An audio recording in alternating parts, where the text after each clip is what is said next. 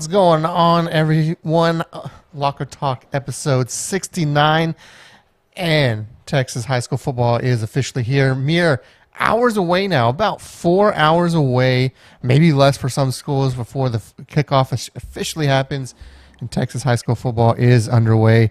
Joining with me today are Jackson and Matt. Matt's on location. He's a little spotty there, as you can see on the stream there, so he may cut in and out, but that's okay. He's over at North Shore. Of course, we know North Shore taking on the Woodlands tonight. We'll talk all about some of these top matchups across the state. Before we do that, let's bring on our crew. Jackson, how you doing, man? Doing good. It's been a busy day here as we've got some big-time games coming up tonight and some big games coming up tomorrow, but very excited that Texas high school football is back and we're rolling. How about you, Matt? How you doing out there in North Shore?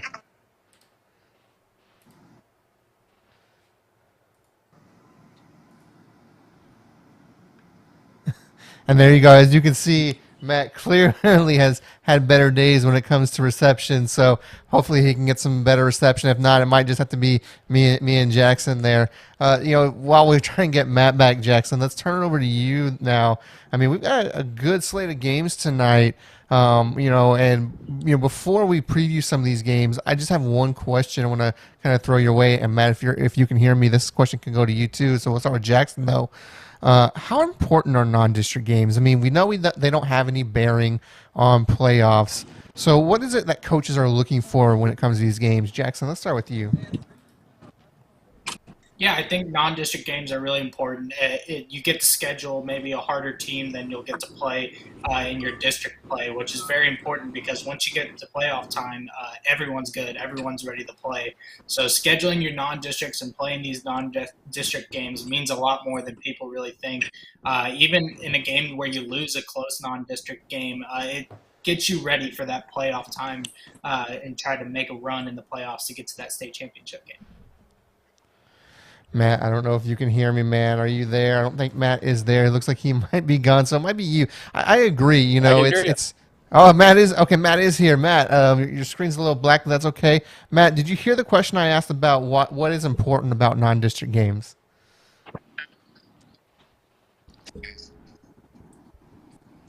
Man, there's so many good non-district games. Atascocita Dickinson down here is good. World. But there's so many across the state of Texas teams to see really where they are early on in the season to play. Well, Matt, you were keeping on breaking up, so go ahead. I'm gonna go ahead and drop on the VMix call there, Matt, and I'm gonna give you a call. I'm gonna go ahead and call you in here. You gotta love live, live stream. And Jackson, go ahead and just jump in with any kind of thoughts while I work. Give me some chance to work off screen here. Just go ahead and jump in there, Jackson. Yeah, I think what Matt was saying, we got some big games tonight. Starting off Texas high school football, you've got Dickinson and Atascocita. That's a big time game. Dickinson was a really good team last year. You've got Atascocita, who's a solid team this year. Lots of D1 talent on both sides. You can have Tori Blaylock in the backfield for Atascocita, and then on the other side for their defense, Texas A&M commit Samu Pepe. And then for Dickinson, they've got Vernon Glover as one of the top DBs in the state committed to TCU. That's just a big-time game right off the bat. Of course, we've got a Thursday night showdown game between the Woodlands and North Shore. I think this game is going to be one of the best games of the year. You've got two teams that are absolutely loaded with D1 talent on both sides.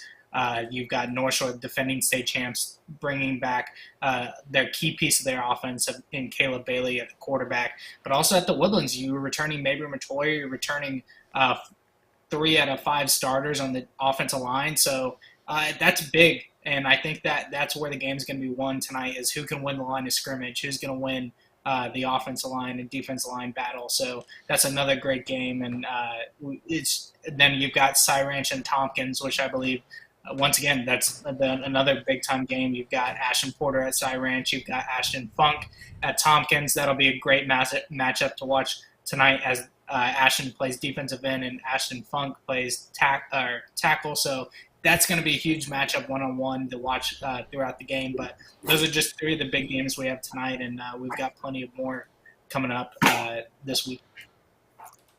Jumping on now, hey, Josh was watching. He said, "Hey, I can see Matt struggling." So we got Josh Cook on. We had a little tag team there. So sorry, Josh, I had to reframe Matt there, so it's a little tighter as far as the zoom in. So that's why you're looking a little big there. But how you doing, man? How are you excited about Texas high school football being back?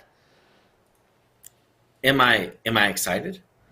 Hey, you never know. If I'm excited? Hey, I have to ask the questions, man. Who couldn't be excited that Texas high school football is back? I woke up this morning, had my bowl of Wheaties. I'm ready to go. Got my camera batteries charging. My phone's charged. Actually, my phone needs to be charged. That's actually a good reminder. No, Texas high school football back today is amazing. Like Jackson was saying, there's phenomenal games across the Houston area. I'm about to put out an article about the 5 big games to watch, and he was mentioning a few of them. Cy Ranch versus Tompkins. I think that's one of the most under-talked about games coming into tonight. You think about, and Jackson, you'll agree with this, even the talent on the defensive side of the ball for Cy Ranch is really very powerful. Ashton Porter, the Northwestern commit, Christian Brathwaite, the Baylor commit on that defensive side of the ball. Then you got Jared Sample at wide receiver going to Kansas. On the offensive side of the ball, Blake Baker is back at quarterback. I think it's going to be a very good test for Tompkins. This is actually the first time that these two teams have ever met. They have never played each other before. So this is the first time these two teams have met, so that's going to be a lot of fun. I'm going to be at the Atascocita Dickinson game tonight. Of course, Jackson mentioning, Torrey Blaylock, the running back. Braylon Conley, I think, is a big name to remember for Atascocita. Nate Kibble is the next big offensive lineman. And then on Dickinson's side, Marquis Williams, the wide receiver going to Mizzou, he's going to be talent as, Dickinson breaks in a new quarterback. Who steps in and who takes over for Luke Martin's spot? He produced 1,400 yards passing, 1,200 yards rushing last season. So that's going to be a big question for Dickinson. Who steps into QB1? So I'm very excited about Texas high school football being back. And, of course, the Marquis game tonight is North Shore of the Woodlands on AT&T Sportsnet. That is indeed the Marquis game in Houston. Definitely want to tune in there. Josh, I want to pose this question to you. I had asked it to Jackson and asked it to Matt before he dropped off there. What how important is non-district games? I mean, there's no bearing on the playoffs, so we know that. But what are coaches looking for in these games? What are teams looking for in these games? Knowing that there's no bearing on playoff kind of seeding, if you will. Well, for some teams, I just mentioned Dickinson. They're looking at an answer at quarterback. Do they have the answer at quarterback? And they can use non-district games to answer that question. If you have a more established team like in Atascocita, this is a chance for Torrey Blaylock to really get a good amount of carries in a live game action. Let's see what he really looks like. A lot of times, and I think Jackson would agree with this part, is I think a lot of times in these non-district games, you're really looking at your offensive line and defensive line, alignments, who's playing where, your combinations, especially on the offensive line. I think that's a big key for these coaches. At the end of the day, if you don't win any non-district games, it doesn't mean that you're not going to go win a state championship. North Shore did that back in 2015. They started 0-3. They didn't win a non-district game. They went on to win 13 straight games after that and win a state championship. So John Kay will even tell you that it doesn't matter what you do in non-district play. You're using those games to maybe figure out some positions that you have questions at, or just get some more experience for some younger guys that are coming up to varsity for the first time. And it's a lot different under those Friday night lights or those Thursday night lights. When the lights come on and the game counts for real, it's a lot different. I think that's what coaches try to answer that question in non-district play is, what are these guys going to be like when district play starts, when the games really start to count? That is a good point indeed. Let's talk about that Thursday night showdown now. We had the Woodlands taking on North Shore. Matt, maybe to some quote unquote, controversy, he said North Shore was going to lose this game, and I know Josh, you kind of disagree with that point. So kind of walk me through this game. Let's go back to Jackson. We haven't heard from Jackson in a second here. Jackson, walk me through this game. What do you think is going to happen? Can Woodlands pull off the upset here? Well, I think what the main thing is going to be for the Woodlands to be able to stay, one, keep the game close, but two, to win this game is going to be up front. I think the offensive line for the Woodlands needs to show that they're the most dominant offensive line in the state. which on paper they look like that right now. Across the board, you've got all their offensive linemen are above 6'3", all average about 300 pounds. That's probably the biggest offensive line in the Houston area. You've got guys with offers all over the place, but can their chemistry and can they work together to go up against this North Shore front seven? Because North Shore's got 4 DBs who are all studs and highly rated recruits at their positions. So for the Woodlands to win this game, I feel like they're going to have to run the ball effectively and use the run game in order to play action off of it and dink and dunk down the field once they get the run game established. I think that's the real key for them is up front on the offense line, being able to push that front seven and get momentum moving down the field. But on the defensive side of the ball, you've got to stop Caleb Bailey. He's a guy who he can make plays with his arm and he can make plays with his legs. So it's going to be really interesting to watch him tonight. Now, one thing that I do know that is going to be very interesting is Caleb Bailey will be without one of his weapons tonight. So it'll be very interesting to see how that all plays out. But I still expect the North Shore offense to be in full gear. It's going to be a great game. I believe it's going to be a close game, maybe a touchdown field goal game. So I'm picking the Woodlands. I had picked the Woodlands since I saw the schedule come out last spring. So I'm going to pick the Woodlands for this one, a close game. Another man going with the Woodlands, Josh. What do you have to say about that? You don't pick against the champs. You just don't do it. Don't do it. I mean, I think Jackson's right. I think it is going to be. I think it's going to be a close game. I think right now I've got it at North Shore plus 14, which is still a close game. But I think what Jackson said was exactly right. For this North Shore team to attack them, you have to run the ball. They have so much talent at defensive back. I mean, it's ridiculous, Jackson. Jackson covers a lot of recruiting for us. I don't think there is a team in the city of Houston that has a talented of a secondary as North Shore. I mean, they have multiple 4-stars back there, and I don't know anybody else that has multiple in their secondary. The question for North Shore is going to be at the linebacking core and up front. Can they, have people step up into those big roles, like the role that Flag was in last year, and on that defensive line? Can they have guys step up into those roles? But for the Woodlands, their biggest concern has to be, how do you stop Caleb Bailey? This is a quarterback that his experience, guys, is playoff football.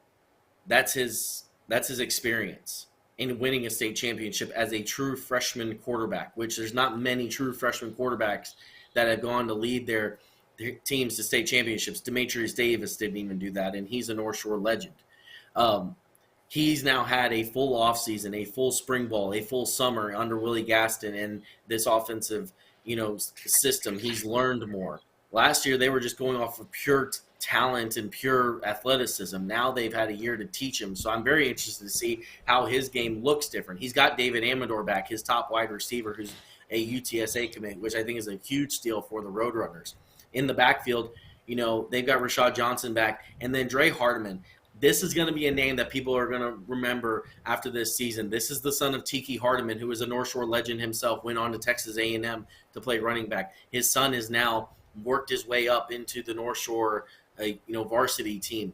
It's going to be very interesting to see how he comes out. They have some push up front. I think it's a tight game. I'm still going with North Shore because it's a little different on the east side. They know how to win games, but even if they don't count them out of winning another state championship in 2022. Yeah, I mean, it's hard to go against North Shore, especially when you think, Bailey was only a freshman when he was doing that, and you expect him to take that next kind of step. There's really been nothing to the contrary to prove that wrong. So it will be interesting to see. I think you're going to have Woodlands offense is going to be fine. It's really going to be, can the Woodlands defense stop that North Shore offensive unit? We will see, and you can watch it. Here, let me show the graphic here. I got the graphic for us. You can watch it tonight. It is our VYPE Thursday night showdown game of the week. North Shore versus the Woodlands on AT&T Sportsnet. You got the channels right there. Hopefully those are right. I know those are last year's channels, so hopefully if they've changed, let me know in the comments in the chat, and I will fix them for next week. But for VYPE Thursday night showdown on AT&T Sportsnet.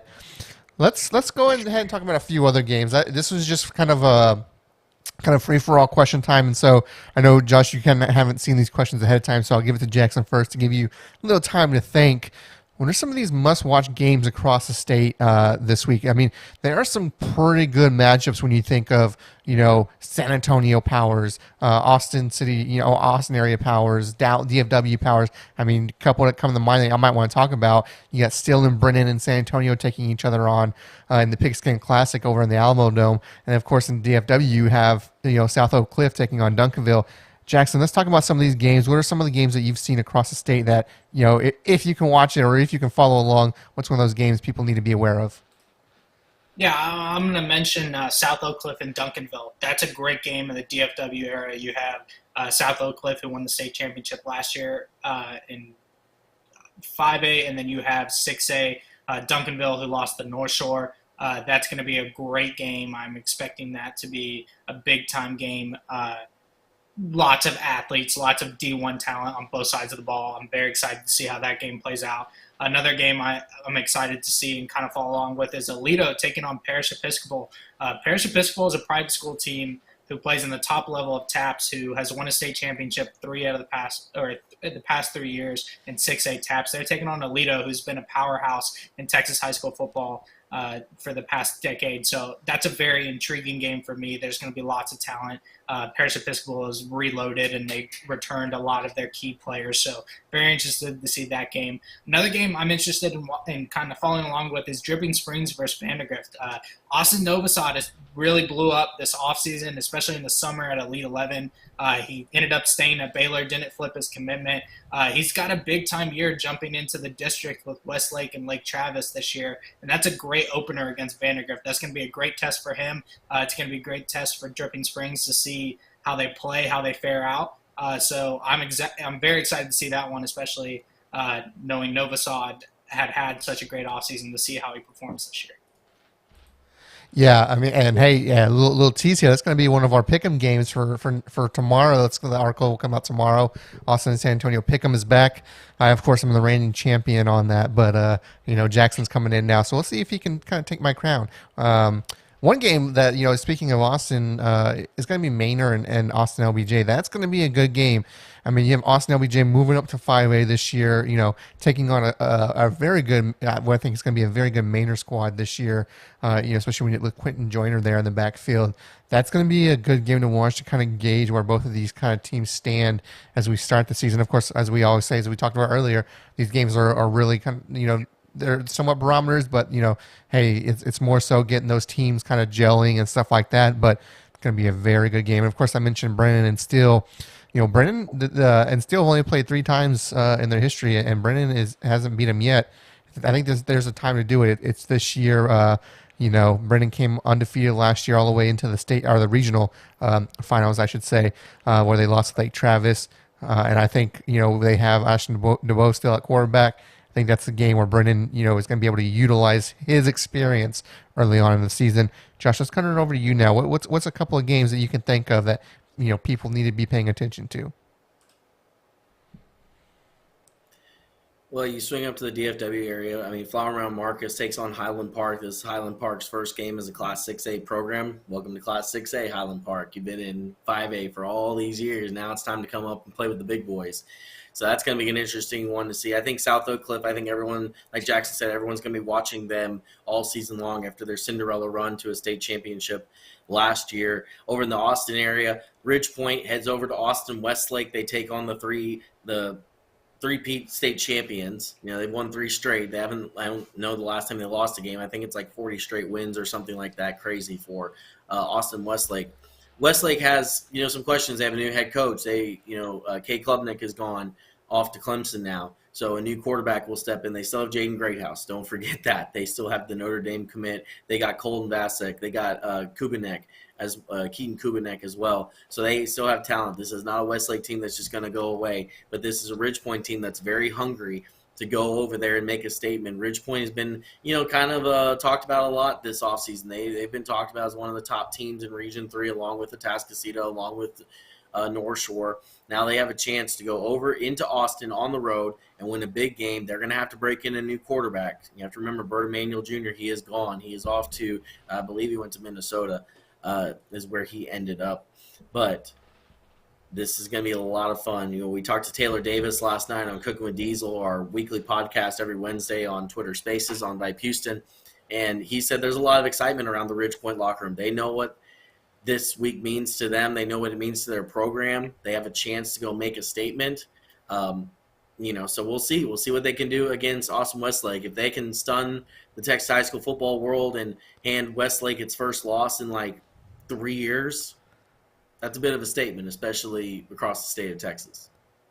Yeah, I don't know the exact day. I know it was November, I believe, of 2019, because Lake Travis was their last loss. I think it's a 2-point loss, 25-23, if I'm not mistaken, the score.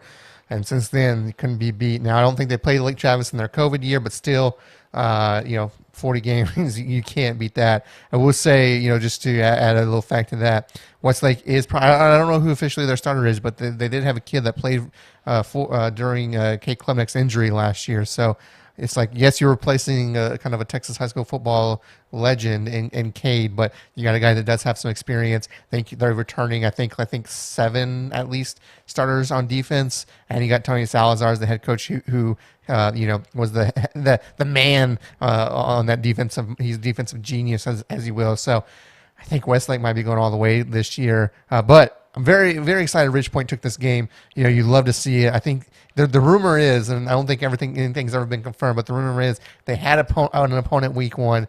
Westlake came open, and Ridge Point's like, yeah, let's do it. That's what I love to see. I love to see teams take challenges like that.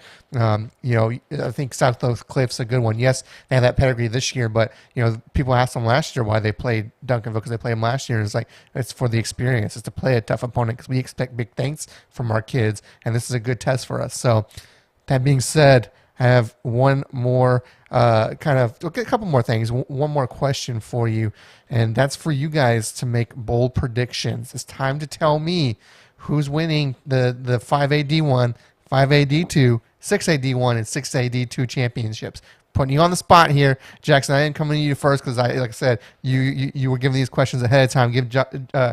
Jackson, I'm coming to you first. I'm sorry, I meant to say Jackson. I'll give Josh a chance to kind of look at some things here. Jackson, let's turn it over to you. Who you got winning the 5A D1 and 5A D2 crowns? Let's start there first. I'm going to start. I think South Oak Cliff goes back-to-back this year. I think that's you're going to have them. They're loaded again. You're really just replacing your quarterback. All your defensive talents coming back, offensive talents coming back. So I think it's going to be South Oak Cliff. And then I think you're going to see College Station High School. I think that they're going to win a state championship this year. They won not too long ago. They were right there last year. I think that they're going to be the team in 5A to take it home this year with Marquis Collins as their running back, as their stable. Well, hold on there. Now, okay, this might be breaking news for you, Jackson. I'm surprised you don't know that Marquis Collins is out for the year. You not know this? This is breaking news. Yeah, Marquis Collins is out for the year. Wow, this is great to see when we get to break some news to someone in the sports and media field. I know Jackson's kind of been out and about. Yeah, he's out for the season, man. So are you now? I'm going to give you a chance to change your answer because I thought you knew that and you were still going with them. So do you still want to go with College Station right now? I will give you the chance to change your answer, Jackson.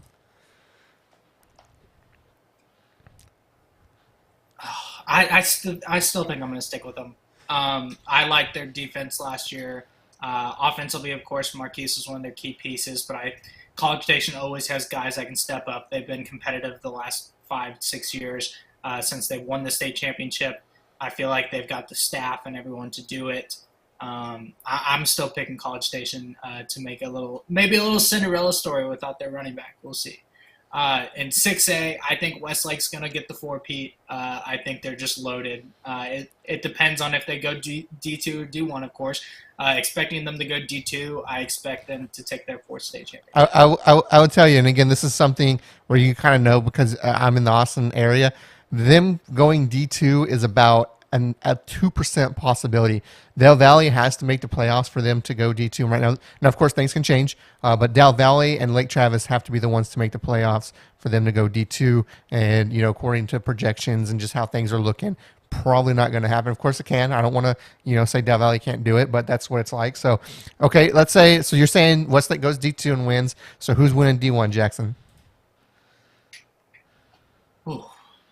I think, you know what? I think Duncanville gets it done this year. I think Duncanville finally gets a state championship. They've been there 3 times. They've gotten their hearts broken almost every single time. Haven't been able to pull or just get over the hump. I think Duncanville makes a statement this year, wins the state championship, rides off in the sunset after being so close in 3 state championships out of the past 5 years. So. I like those picks. You kind of got some. Even though some of them are popular, like Duncanville's a really good team, kind of outside the box picks. Josh, let's turn it over to you. 5AD. Let's go 5AD2 first, and then work our way from there. Man, I texted Josh W. and I was like, hey, I'm seeing Matt's having some problems. Let me know. I didn't realize I was going to have to make these bold state championships so early. I mean, there's so many good football teams across the state. I think DeSoto has had a really good year. I think you look at them, you look at Duncanville. But I'll start in where you're talking about 5AD2. I do think South Oak Cliff could make another run at this. I saw them play Liberty Hill last year for the state championship. And South Oak Cliff just has so much size, so much talent.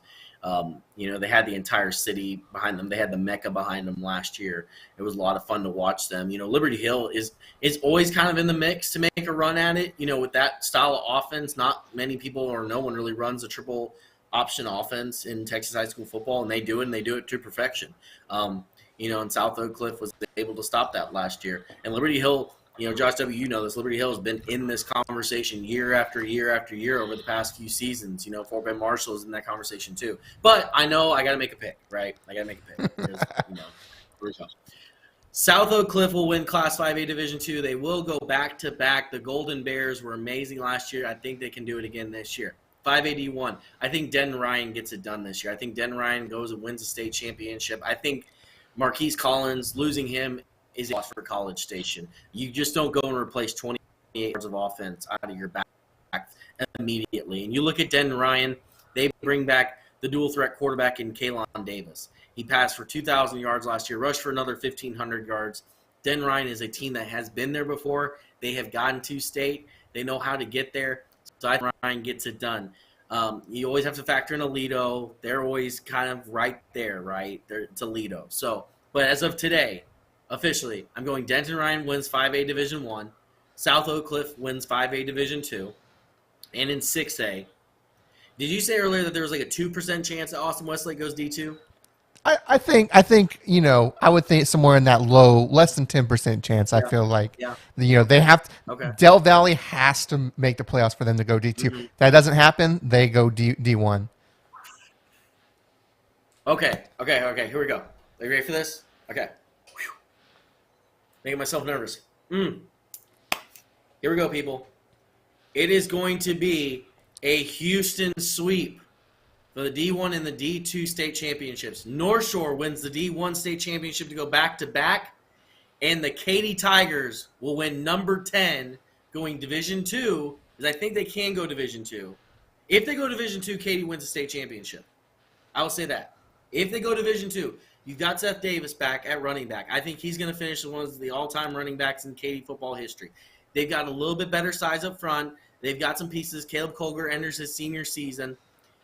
They're going to have to get through somebody like a Duncanville or a DeSoto or something like that. But I just think this is a class that if Katie's going to do it, they can do it with this class, with that running back, with the talent they have. I think they can do it. Westlake is going to be really good. I've got questions at quarterback. But I think if Westlake goes Division I, they're going to have to go through North Shore. And I think North Shore is just too good. I think Caleb Bailey's going to take that next step this year. So I might have to eat crow later, but I'm going to go all Houston for the 6A. I think it's North Shore D1. It's Katy D2. That's a pretty bold prediction. I would think they would most likely be playing Katy, most likely be playing Denton Geyer. I feel like they've always been right there. And that's another team I think can take it all. You got Jackson Arnold, the Oklahoma commit. I think they're looking at big things. And, it's like, hey, do we finally not have to play Westlake in the state championship? Because we know the last 2 times they've been, they had to play Westlake. And we know the first time there was an injury. And then last year they had them in the first half. And then Westlake was like, oh, we're actually playing a game. We should wake up. And and we know how that second half went. So I do like your Did you know picks, though. that was the only time all last season that Westlake trailed at the half? Yes. Yeah, That was they the only pretty time in all 16 games. yep. They pretty much ran through their schedule with ease last year, and then Denton Geyer showed up and woke them up a little bit there, and we know how that second half went. That was a very good first half, though. I think me and Will, if you go, Jackson Arnold is really good, and I really do like Den Geyer. I'm interested to see what they're like with a new head coach, because you have to remember Rodney Webb is out as head coach. He went and took the AD job at Highland Park as they make the move to 6A. I think, Jackson, you might know this. I think the head coach of Den Geyer, they went with like the DC or OC. They elevated somebody, I think, on the staff. So there's going to be some familiarity there. But I mean, Jackson Arnold is one of the top quarterbacks, I think, in the state of Texas this year. I saw him last year against Tomball. I saw him in the state championship game. And he is a very, very good quarterback. There's a reason he's going to Oklahoma. yeah, Reed Heim, yeah, he was the defensive coordinator. Josh, you are right. So he replaced him. Yeah, those are some good picks. I think Jackson. I think maybe not knowing Collins was injured. We'll see how your College Station one looks, but I think overall those are pretty good picks. I do think it will be Sauk and Liberty Hill. Barring, we'll see how Liberty Hill's defense is, but because their two leading rushers are back, and if you can get that slot T down, I mean, yeah, a lot of teams have trouble with it. So we will see. I like those picks though. Let's move on to real quick to end the show here. Let's move on to a segment I'm just calling Rapid Fire. We can give you 5 games. I just want, and if you want to say a brief summary of why, that's fine. We can give you 5 games. I just want you to tell me who you think is going to win. So, and we'll go Jackson, Josh each time, so that way we kind of establish a little thing there. So, Jackson, let's start with you. Steele versus Brennan. Who's winning? I think Brennan's taking this one. They had a great season last year. I think they're going to carry that on this year. Josh, who you got? I'm going to go Cibolo Steele. All right. Maynard versus Austin LBJ. Jackson, who you got? I'm going LBJ. They returned Cedric Alexander at running back. They've got Trey McCutcheon at linebacker. I'm picking LBJ there. Cook, who you got in this one? I'll go Austin LBJ too. They had a great season last year. They bring back talent like Jackson said. So, I think they were a pretty big favorite last year in 5A to make a run at it. 4A last year 4A, made it to the states. Yeah, they made it to the state finals, losing to Stephenville, which I mean that one was. I'll just say that was a tough game to watch. I mean they had 4 straight possessions with turnovers, set them back, made a little run at the end, but it was just too little, too late. And we'll see what they can do in 5A now. Moving on, CE King taking on Crosby. Jackson, who you got in this one? I'm going to have to take CE King here. They're loaded up front on the D-line. I don't know if Crosby's offense line is going to be able to hang, but I'm picking CE King. Josh, who you got? Crosby Cougars, Big Red There you Machine. go. We opened the season last year with a close loss to Carthage. Kyron Miles is back at quarterback this year. I think that's a big key for Crosby. They always have playmakers all over the field. You have to remember this is a Crosby football team that played for a state championship 2 years ago, was in the state semifinals last year. They know how to win. They know how to get there. They know how to play big games. So I think they're going to make a statement this year. That was my upset pick earlier this week, so I got to stick with it, Josh W. I got to stick with it. There you go. South Oak Cliff taking on Duncanville. Jackson, who you got? I know we talked about this one a little bit earlier, but Jackson, who you got? I'm going to say South Oak Cliff wins the game, which is going to fuel the fire for Duncanville to make the state run this year. I was about to say, you got to have a reason behind it, because if you're picking Duncanville to win 6A and they're about to lose to a 5A team like that, okay. I will say South Oak Cliff probably has the most talent on every position in 5A in general. I mean, you look at the D1 except for guys quarterback, because their quarterback Yes. graduated. Okay, Josh, who you got? I mean, I think I'm gonna go Duncanville. I think they're gonna win this game. I think South Oak Cliff they're really good. I think this game's on national TV. Also, I believe you're right. So Yeah. I think it got picked up as one of the ESPN games for the weekend. So, but I'll go Duncanville. I think they're gonna come out ready to go. And finally, going down to the coast, Gregory Portland taking on Cal Allen. Greg, just for some that might not know, Gregory Portland kind of, they had a little rebound of a season last year. And as we know, Cal Allen, legendary coach, finally had to say his goodbyes, unfortunately, for medical reasons. If you know, you know. With that being said, Jackson, who are you picking? I'm going Cal. All right, little kind of emotional victory right there. Josh, who you going with here? Cal Allen. That's it. That's what I meant. Yeah, there you go. There you go. That is our Thursday preview show. We will be here every Thursday at 3 o'clock to give you the previews of the games coming up this week. Tomorrow, we have our VYPE Recruit Spotlight, of course, where me, Jackson, and Ashton will be talking about some Texas high school football recruiting news, and we'll have Hawkins Polly on for an interview. Can't wait for that. Before we get out of here, let's do some shout-outs. I'd love to do these shout-outs. Jackson, who are you shouting out? I'm going to shout out Texas high school football fans, cheerleaders, the bands, the dance teams, the athletes, the coaches. I mean, we're back. It's time. I'm going to be heading over the North Shore here in the next 20 minutes to get ready for that game. Very excited that Texas high school football is back. So shout out to everyone involved with it. Shout out to you, Josh W. and you, Josh Cook. It was a great show today. Excited to do many more of these throughout the season. But, yeah, those are my shout outs. Josh, who are you shouting out, my man? I am shouting out, and I'm going to take your route from Monday's show. Shout out my wonderful wife, who is going to have to take care of both her kids tonight and tomorrow night as I'm out at Texas high school football games. That's going to be, I'm going to be out for the next 16 Fridays, something like that, give or take. So she's an amazing woman, amazing mom, and shouting her. And she's also a teacher as well. So there you go. Now, what you need to do is after the show ends, you need to go back and find this portion of the segment and turn up the volume very loud so she can hear that shout out for you. Get you some kudos points there. I have to go tag her on. I have to go tag her on Twitter. I have to go. Drop into the mentions. I'll shout out all of the VYPE crew. We are about to start rolling here, and we're going to be busy for the next, you say 17 weeks up until the state championship. So that being said, we'll be back here for the preview show again every Thursday at 3 o'clock. And again, tomorrow, tune in for our VYPE Recruit Spotlight show. Hey, until tomorrow, guys, I'm Wack. That's Jackson and Josh. We'll see you at the games.